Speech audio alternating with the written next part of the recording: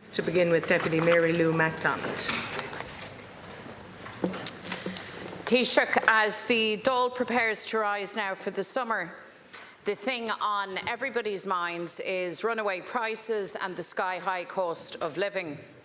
Working households really struggle now to make ends meet, and they hear from you time and again as you dig in and refuse to include a cost of living package in October's budget.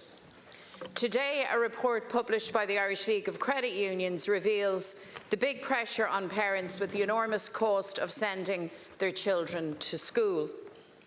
And this follows reports from the ESRI, Bernardo's, St Vincent de Paul and MABS, all of which reflect the real, present and growing pressure on families. Yesterday, Taoiseach, you described prices as being at a relatively elevated level, your words. Well, that was one for the books. So let me break it to you. Prices are not relatively elevated. They are, in fact, through the roof. The price of a litre of milk is now higher than a litre of petrol. People here pay amongst the highest energy prices in Europe, and 450,000 customers are in arrears on their bills, and yet you propose to cancel their lifeline of energy credits. You and your government have convinced yourselves in your own out-of-touch way that things aren't actually as bad as people make out. Well, they are, Taoiseach. We're contacted day in, day out by people who are fleeced, stressed and pushed to the brink. So I want to share with you some of their experiences, if you care to listen, Taoiseach. Amanda: we constantly leave bills unpaid or late. The children wait weeks for new clothing and footwear. We both work full-time. I spent over €220 on my shopping last week, but there's nothing left now to make a meal today, as shopping day is tomorrow. We don't even have diluted juice left. Only for loans from my mother most weeks, we'd be hungry or sitting in the dark. Fiona: my shopping now costs €300 a week. I used to get by on €200, so that's a huge jump, and I cannot believe I'm spending over €1,000 a month on food. Brian: it's gone beyond a joke. We're drowning just to keep the roof over the kids' head and put food on the table. Something has to change big time. Joanne: every time I go to the shop, prices have gone up. €9 for a bottle of shampoo. And don't get me started on electricity bills, the cost of sending the kids to school, or the price of fuel. Why are people going out to work at all? Asks Joanne. Now, Taoiseach, that's real pressure. Amanda, Fiona, Brian and Joanne speak to the real-life experience of tens of thousands, hundreds of thousands of households. And then the kick in the teeth for people is that you flatly tell them that you're not going to help, when the state and government clearly has the resources to help. A surplus of €8 billion, and you propose to throw ordinary working families under the bus now and come budget day. That simply cannot happen. Tá brú ulmhór cheolaí de bhar freisna tá dul méid is a bhéid. Caithí an rialtas, pacáiste costas warachtála a chur in áireamh sa bhuiséid. So on this, your last appearance before the Dáil until September, Taoiseach, I want you now to clearly commit to including a comprehensive cost of living package in the budget. Taoiseach to respond. Well, this war in the team leis an hochta mar a bhíam go bhfuil brú gan áras tá brú ar chuoine agus cos faointe na tíre mar leis an costas marachtála. Agus tá annach chuid déinte ag an rialtas go dtí seo chun an brú sin íslú. Agus an rudas táchtaí sna mína atá le teacht ná cinenne a dhéanamh inistíocht a chuiristeach in infrastruktúr, cuasaí taíochta, agus a lán nithe eile chun an brú sin íslú agus speice sin á dhéanamh againn san cána snéis a bheith againn mí dearfór.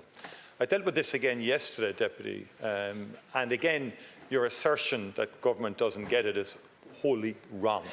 Government understands that there has been pressure since peak inflation of 10% coming out of COVID and as a result of the Russian invasion of Ukraine.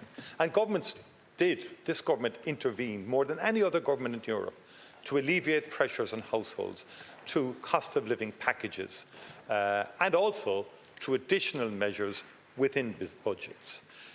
We are facing a very difficult scenario in terms of the economic situation globally, and you seem to be oblivious to the threats that are coming our way in respect of tariff wars or indeed a dislocation in the global economy.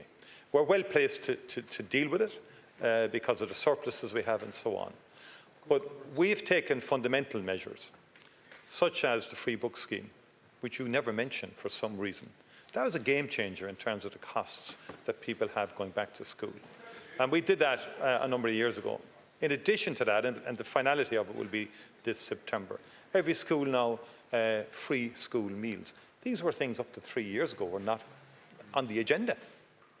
And you ignore that. We've improved the situation in relation to carers allowance. And what we intend to do in the next budget is to mainstream mechanisms or provisions that will help to help people to deal with what is high cost of living, particularly in food prices.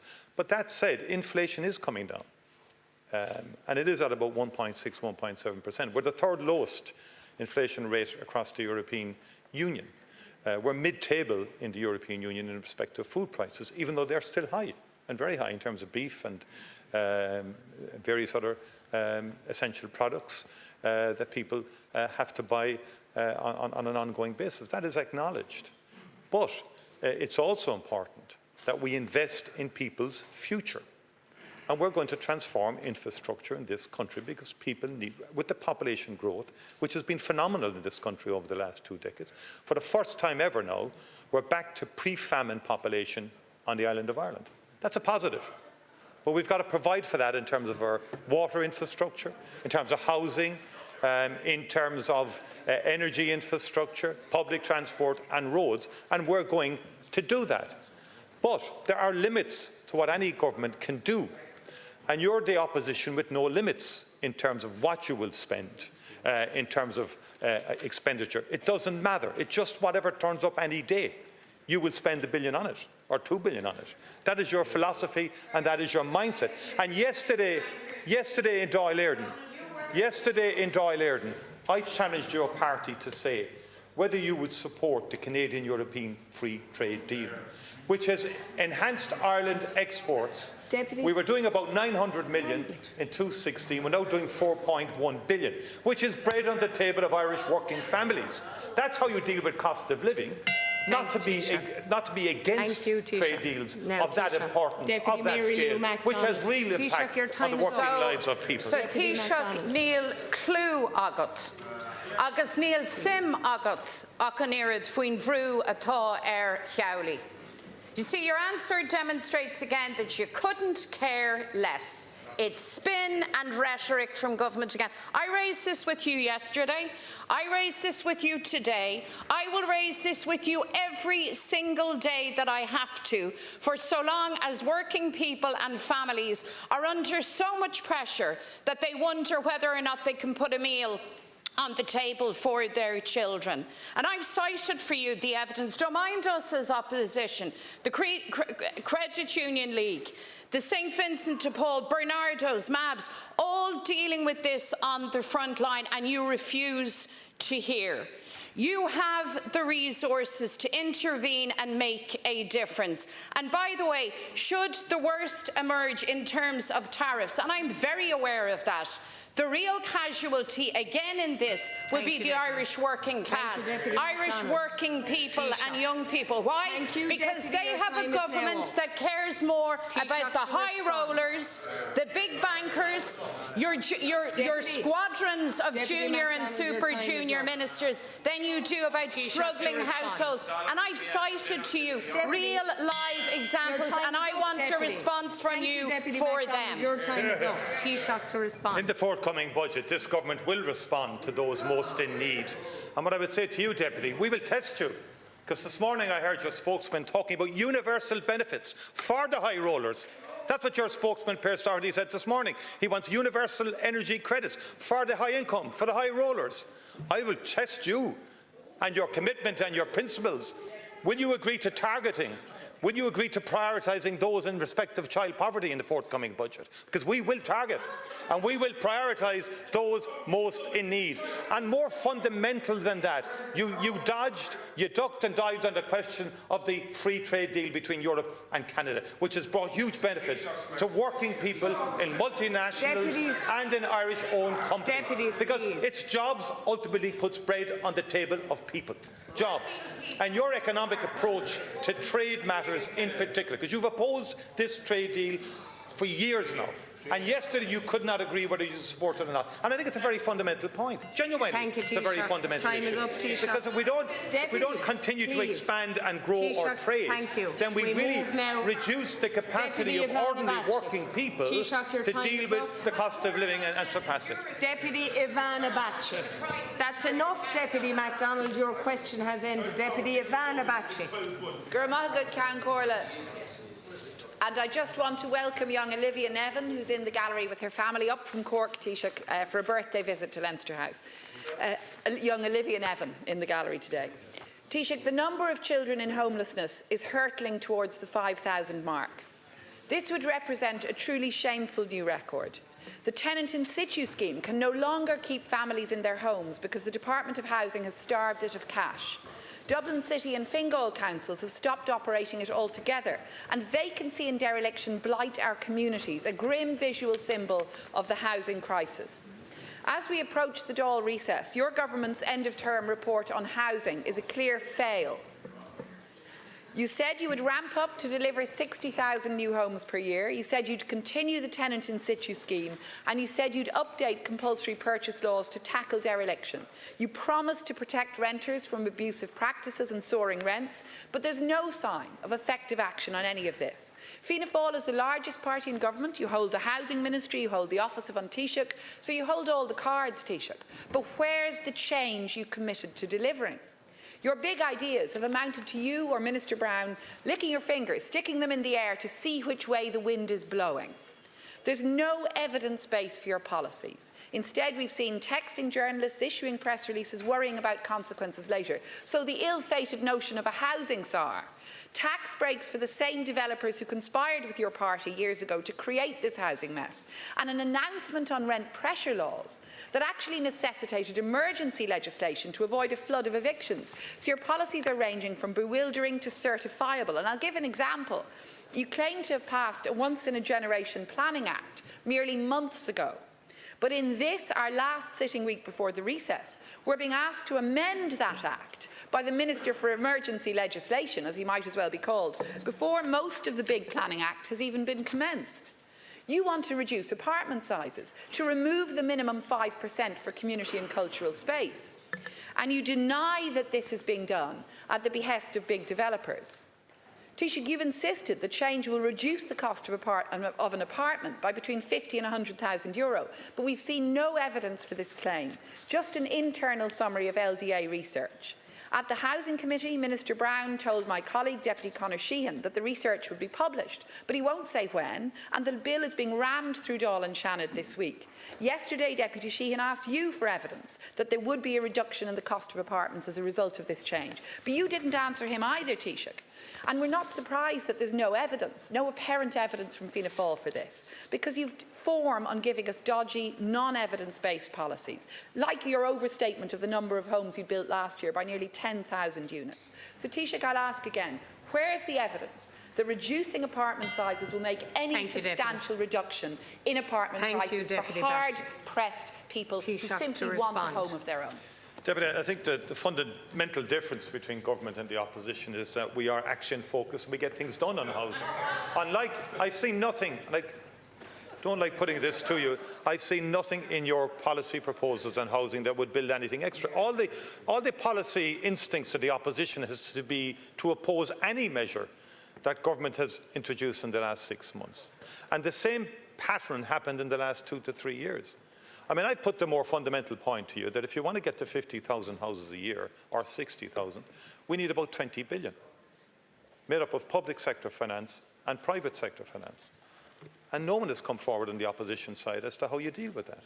Now, what government is doing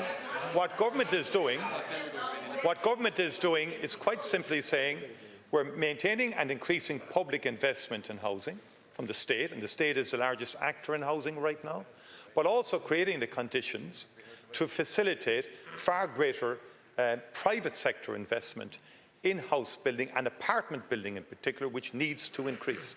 Because the fundamental way to deal with housing is to increase supply significantly over the next number of years. We have gone from a situation in pre-2020 when we were about 20,000 houses per annum being built in the country, too low. We're now up about 33,000. We need to go to 50,000, okay? That's not going to happen with tinkering or spending a year or two setting up a new state agency as you want to do. That's what you do. You said it. You said it in your manifesto. You've doubled down on it only last week. And I would make the point to you that if you look, for example, in terms of first-time buyers, the percentage of first-time buyers now has been steadily increasing from about 25% of all purchases in 2015 to just under 40% in April 2025. So real progress has been made through the Help to Buy scheme, through the First Home scheme, in enabling first-time buyers to get into the market and to get their first homes. About 119,000 first-time buyer mortgages have been drawn down in the 5 years to the end of Q1 2025. And the first quarter of this year has seen an 8% year-on-year increase in first-time buyer drawdowns, with 5,308 for the period.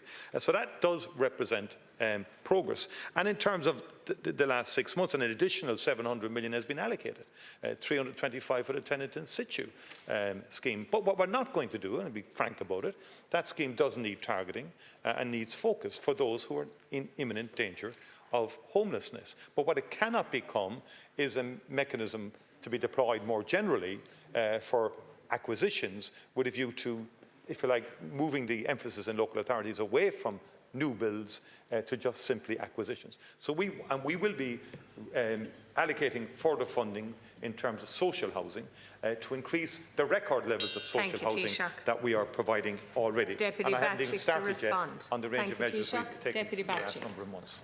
Well, Taoiseach, what I'm not hearing from you is any acceptance of responsibility. You lead the government. Your party has the housing ministry.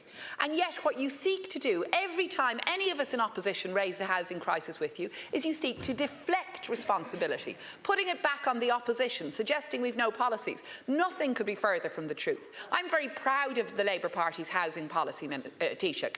And can I say this? You clearly haven't read it if you think we want to set up an entirely new agency. Our policy is about ensuring that there is a state-led approach to the necessary investment that will deliver the homes people need, to ramp up the Land Development Agency, which we supported, to ramp that up to a point where it has capacity to deliver, because that's what people want. And you're boasting about more people being able to get mortgage approval. I'm hearing from families who are losing mortgage approval, losing it. It's running out because they cannot find homes to buy, because there are simply not enough homes being built to meet the demand that is there. Thank you, and Taoiseach, the tenant in situ scheme, supposed to save families from homelessness, simply not working. So where is the radical reset? Where is the government approach and ambition and urgency that's needed to fix this housing crisis?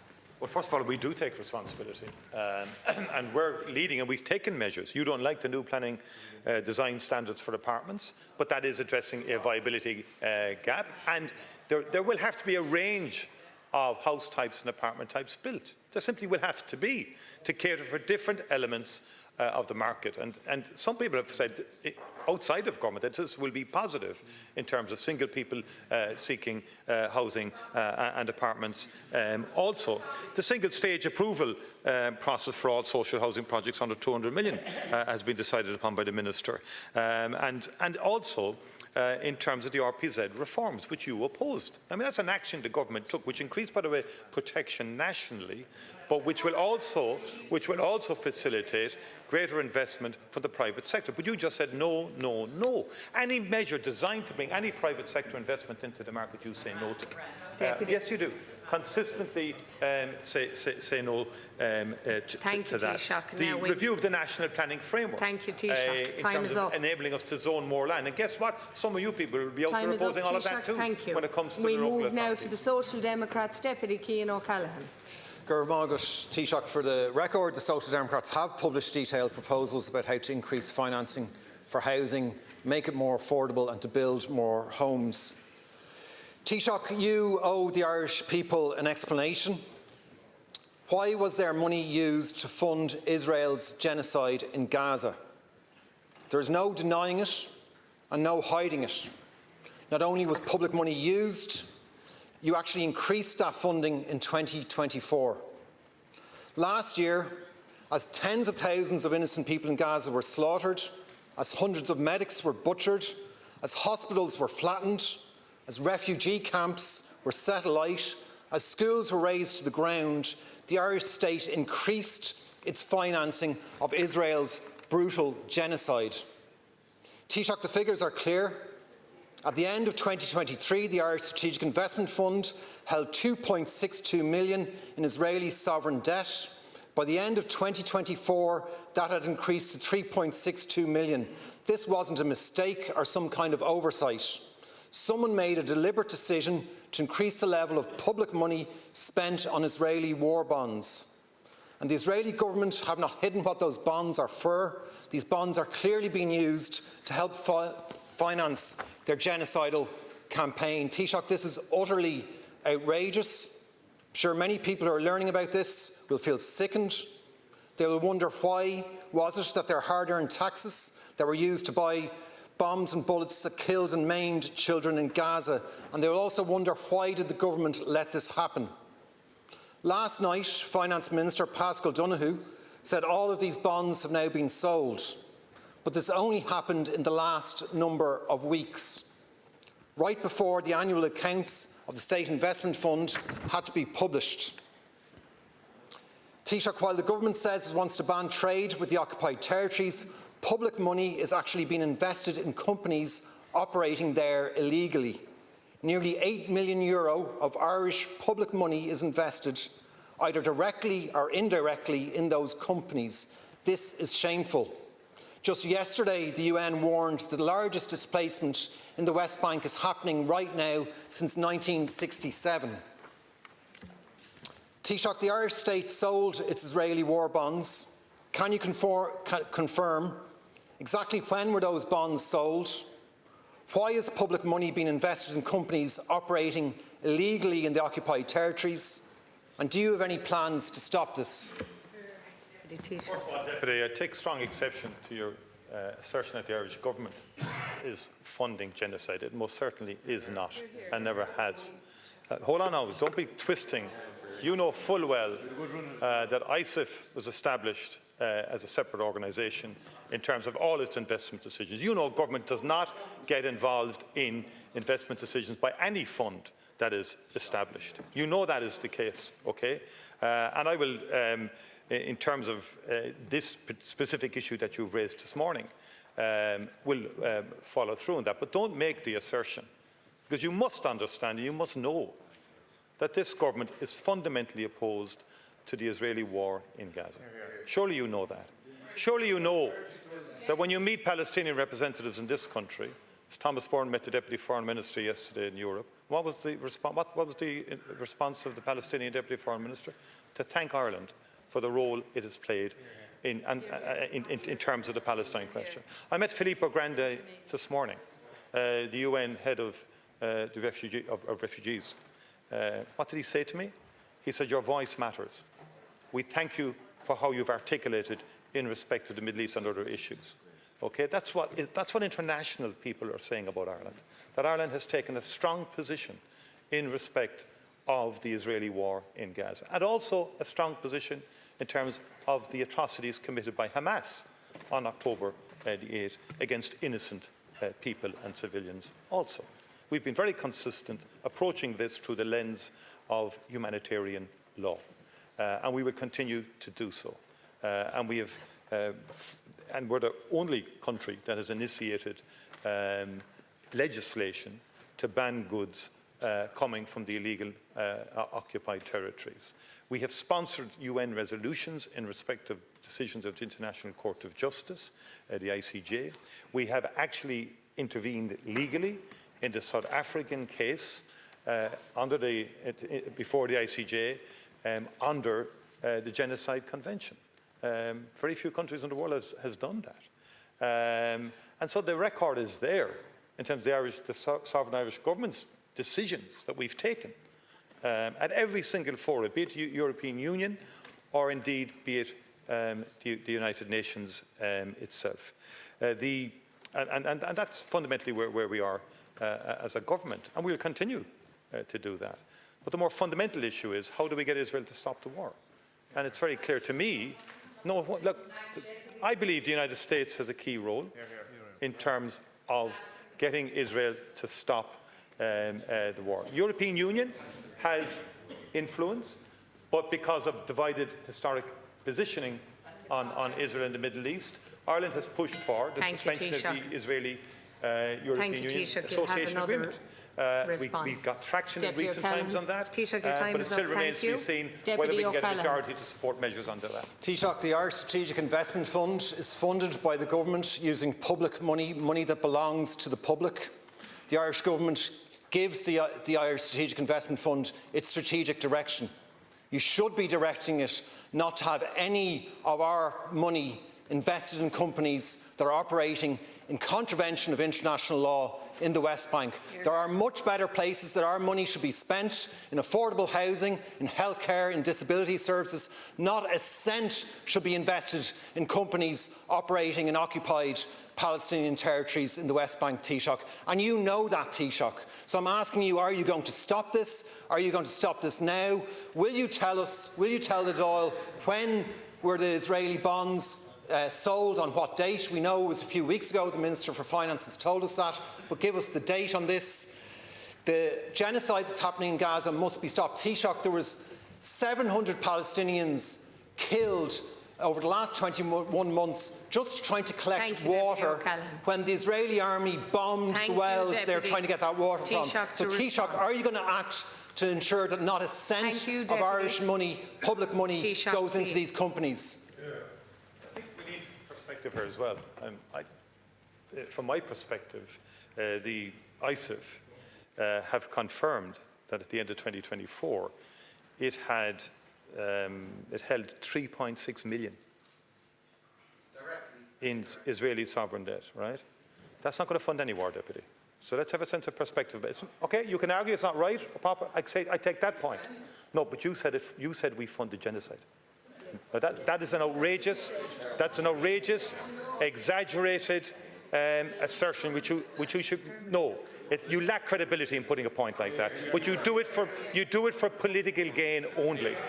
And it's been a constant hobby. But by the way, the ISF also held 5.2 million in Egyptian sovereign debt and 2.3 million in Jordanian sovereign debt. Please, Deputy.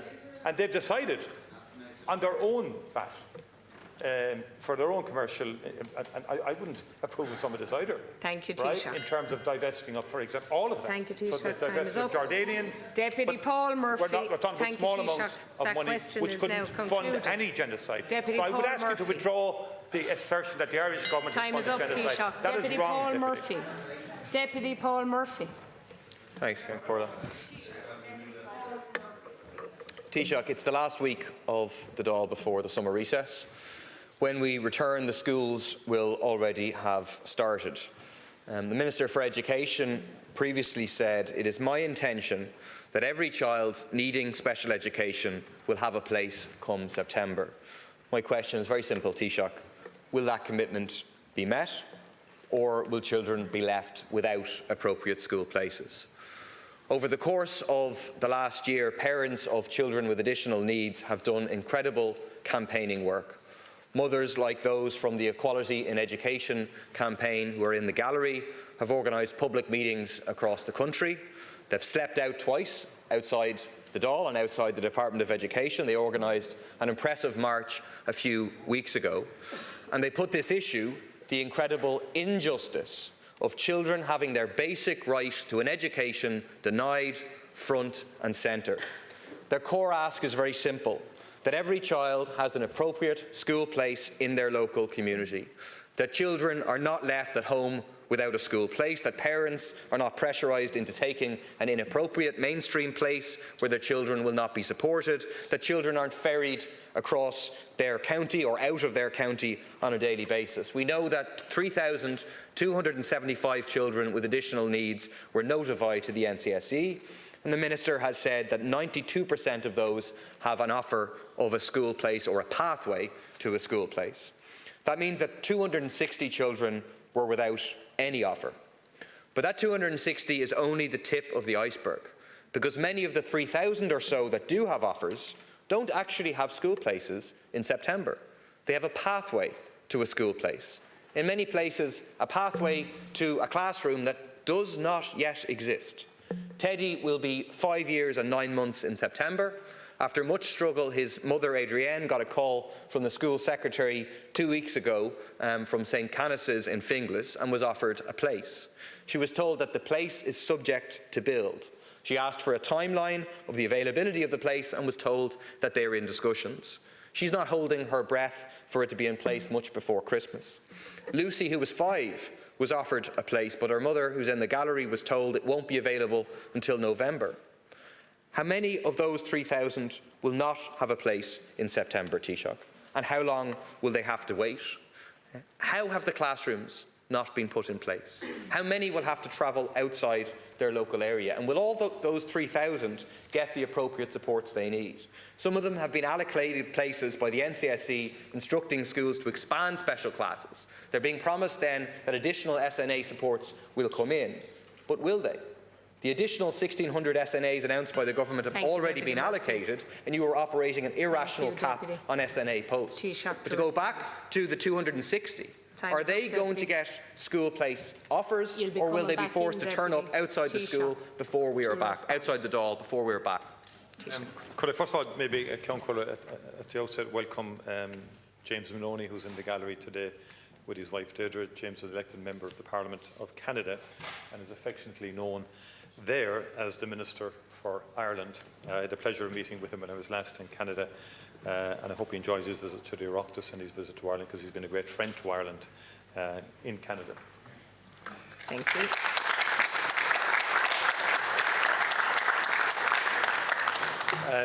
Could I first of all say to Deputy Murphy that every child is entitled to and has a constitutional right to an education, and it's our job as government to vindicate that right, especially for children with additional education needs. And schools and parents consistently highlight the value of special schools and classes, especially where there are challenges otherwise in the system in the provision of a broader range of disability supports. So this is a very key priority of government. I've established a Cabinet subcommittee on disability more generally, and I've established a disability unit within my own department to drive change and transformation in respect of all aspects of disability in Irish society. More specifically, in terms of special education, about 407 special classes are being created this year, with close to, I think, 2,700 new special education placements for the 25-26 school year. An additional 1,200 places are available due to student movement, bringing the total available places to close to 4,000 for about 3,275 students seeking them. So then the key issue will be in terms of geography and in terms of making sure that children has access to schools close to them. And that is an important consideration. Minister Michael Moynihan, Minister Helen McEntee have both been working extremely hard on this question. We've also, as you know, established and are close to establishing an in-school therapy service, beginning with the special schools in the country to provide in-school therapists for children in special schools, and then we'll expand it to the entirety of special schools and then to mainstream education after that. Huge effort has been made to get places in position by September, working with the National Council for Special Education, who then work and liaise with schools. Some of the new special schools, we have 5 new special schools being established. Some will not be entirely ready by September, although temporary schools or temporary alternatives are being provided in respect of those where building works are being carried out. For next year then, the year after, we're looking at bringing forward the application dates. Thank you, Taoiseach. To make sure that there's better identification of the need earlier to plan for the subsequent year, and there's a pilot programme as well underway in respect of a common application system that will begin to ease the burden for parents. Thanks. I mean, I appreciate that huge efforts have been made by those in the NCSE, people working in schools, above all by their parents. But it's not acceptable, Taoiseach. This is the last leader's question you're going to face. And you cannot now back up the commitment by your Minister for Education that every child needing special education will have a place come September. You're sending out the message that we've made a huge effort, but unfortunately, some number of children are going to get left behind. I mean, you mentioned there that in terms of those who have been offered school places, perhaps in October or November or December, that temporary solutions will be put in place. You might expand on that, because none of the parents know about these temporary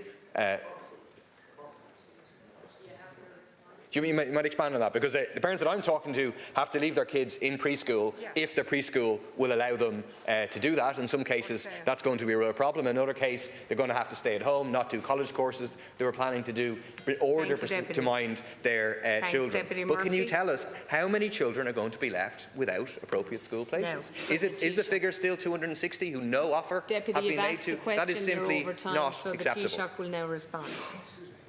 No, first of all, it's Carricknabar and Cork. There's alterations being made to an older school building there to facilitate a new special school. In the interim, the Gael School, which is no longer in use, is being used as an alternative location until the building is complete, but it will be completed before the end of the year, is my understanding. That's when I referred, because there's 5 new special schools being established. It's our aim that no child will be without an appropriate place by September. That's what we want to do. And we're going to work might and main to make sure that that becomes the reality. And we will work with parents, we will work with schools and the NCSE to attend to those children who yet don't have definite clarity in terms of a school place. We want every child to have a school place by September. Minister Moynihan met recently with parents and advocates from the Equality in Education campaign alongside with the NCSE to address a number of key issues. I understand parents are being kept updated on available places for the year ahead, and the whole objective is to help them secure the right placement for their child as quickly as possible. Thank you, Taoiseach. And just before I move on,